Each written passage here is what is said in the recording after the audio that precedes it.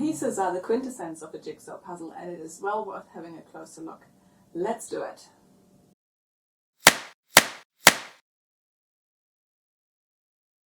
This channel is called On the Edge, and that's where we're going to start.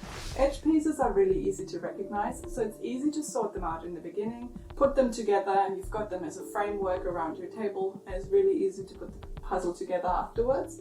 Unless your table is a bit small, in that case you would sort out the pieces, put them aside, puzzle on the main image first, and once you've cleared enough pieces from your pile so you've got more space, then you put the frame around it.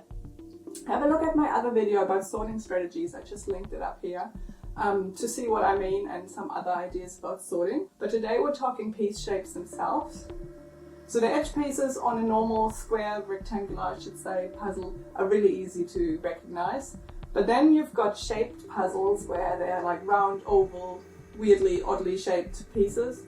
So that pieces might look a bit different. And it can even get so far that if a puzzle has also some really random shaped pieces in them, that the edge piece and the inner pieces that are a bit weird, they kind of look the same, so you're having difficulties figuring out what actually is an edge shape and what is not. In that case, have a look here. You can take the pieces and just put them flat on the table and see if you can rock them a little bit and see if they are kind of actually straight or not. Sometimes if they have a curve, the light shines through a bit, so try using those strategies to figure out if something is an edge piece or not. This puzzle here is a really nice example because they actually put a yellow line around it, so it makes it really easy to recognize what is edge and what is not. I think that's a cool idea and makes it a whole lot easier with those random piece shapes. But let's have a look at the interior of the puzzle. This is what I call the basic shapes. Sometimes they're called H. Because that's kind of what they look like. They have two innies and two outies. I think the technical term is an interjamb for the outward facing one and a blank for the inside facing one. So they have two blanks and two interjambs. Some puzzles are purely based on this shape, so every piece has this shape. Sometimes you can actually see which ones go vertically and which go horizontally.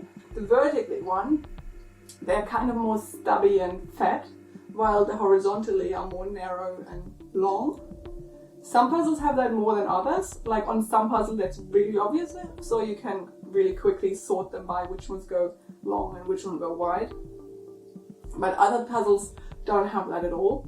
Like have a look at this puzzle here, where all pieces are literally the same, so you can't see if they go lengths or upwards. You can only kind of, like, there's nothing you can see in the piece shape here. And this also falls quite nicely into false fits. So false fits is if a piece fits in a position that it doesn't actually belong. So if the image is quite obvious, then you will see that it doesn't belong. But if it's an area where you have quite same color, like the sky, or in this case it's the froth of a coffee, like it all looks the same, so you can just put them together and accidentally put it in the wrong place.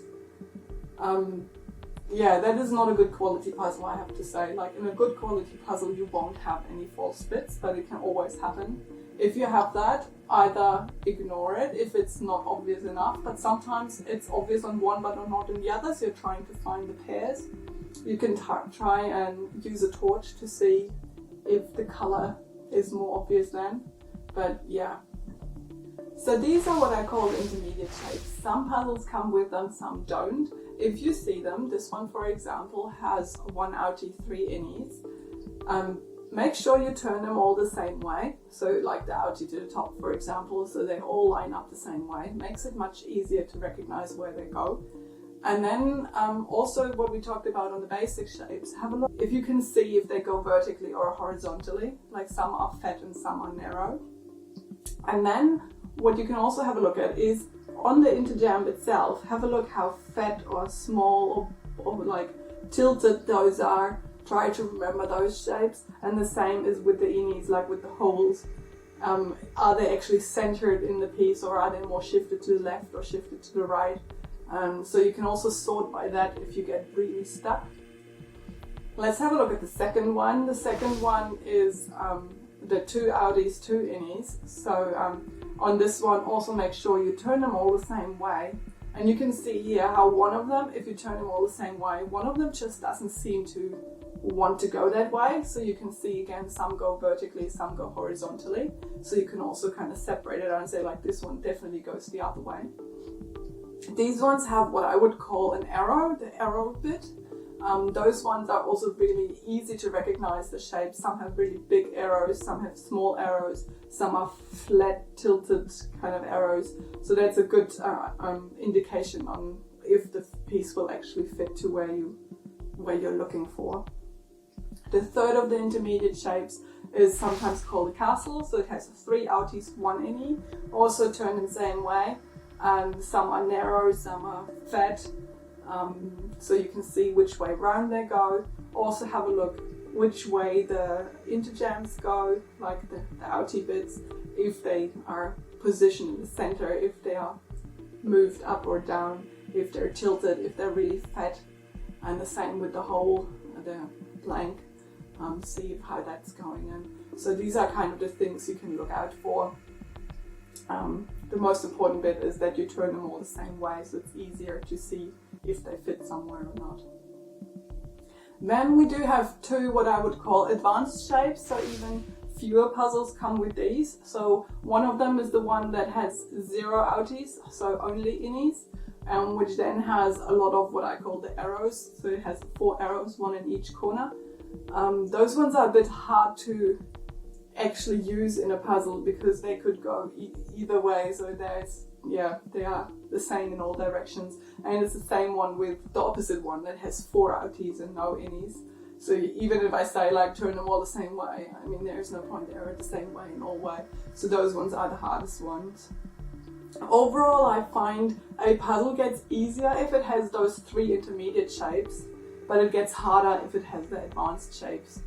And if it only has the basic shapes, I also find that quite difficult, especially if you can't see the horizontal and the vertical lines on that, if they are all the same, like that coffee froth puzzle that we had in the beginning. Let's have a look at a half-finished puzzle here to try to explain the logic. I mean, if you have a puzzle and you're stuck in an area and you don't really know what to do, you can have a look, like if you have a corner where there's 2 outies missing, you know it has to be one of those 2. It can't be that one or that one. And the same is also if you have a row where you have an outie and an innie opposite of each other. It has to be one of those. It can't be the other one.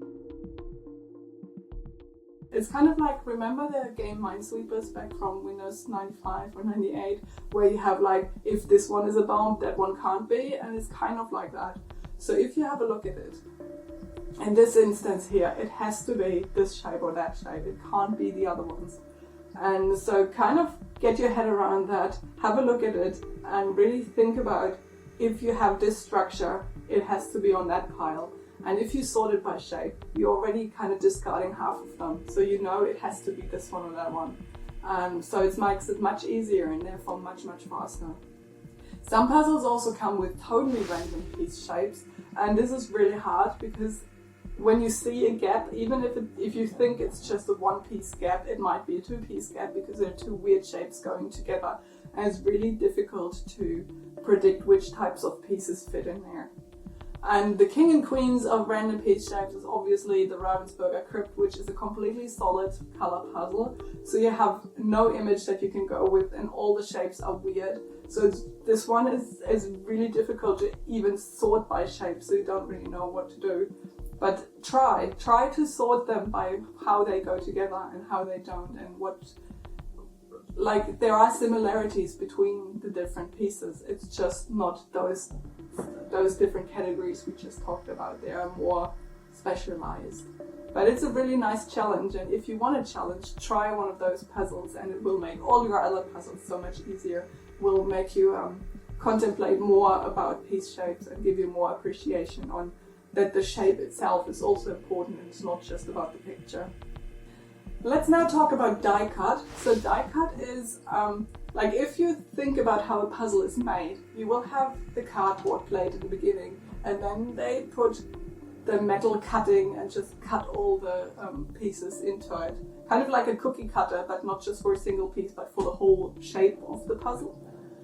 So that can be many different ways they put that together. So even if you have the same type of pieces inside a puzzle, they might still be arranged in a different way. So sometimes when you have a puzzle, all the puzzles in one row are actually a straight line, and all the corners of each puzzle line up with each other.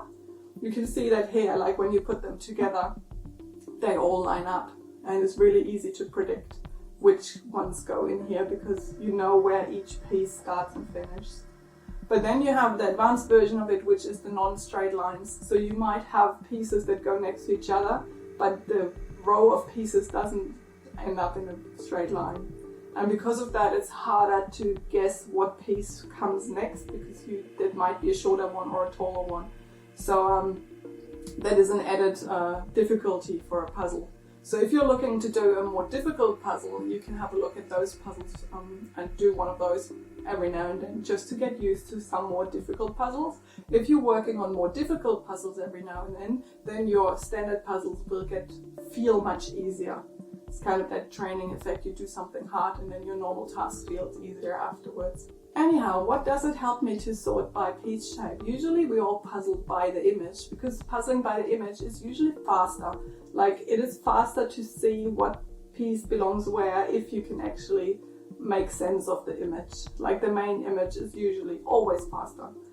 But at some stage or another, you get to the point where all pieces that you have remaining are so nondescript and all look the same. Maybe you're working on the sky, all have the same color. Maybe there's a slight gradient, maybe not.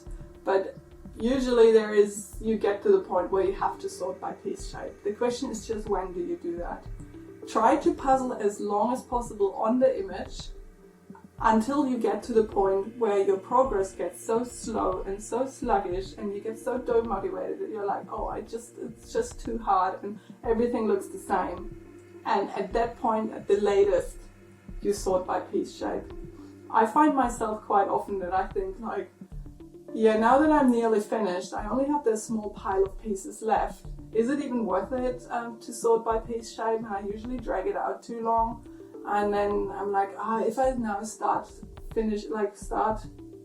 to sort by the pieces, that wastes so much time. I'll just finish it without it. It's fine. But that's not the case. Usually don't drag it out too long. As soon as you get slow and sluggish and you make hardly any progress, don't drag it out any longer, but do sort by the pieces into the different categories. Turn them all the same way around. Make sure you have a good overview of what they are. If you're working with trays, you can put every category of shapes on one tray, and so it's easier to move it around the puzzle, especially if you're working on a bigger puzzle. And once you've done that, once you've sorted by piece shape, you're on a run again. You can go with the logic and say like, I'll do all the odd ones first and go back to the basic shape, leave them for later, because the odd ones are usually less because there are so many different categories. And then you can finish strong, get finished fast, have a good time and feel good about yourself and be happy about the puzzle that you just completed. So I hope this helped you and gave you a good insight on what you can and can't do and how you're progressing in your journey. And I hope you enjoyed the content. If you did, make sure you subscribe. Until next time.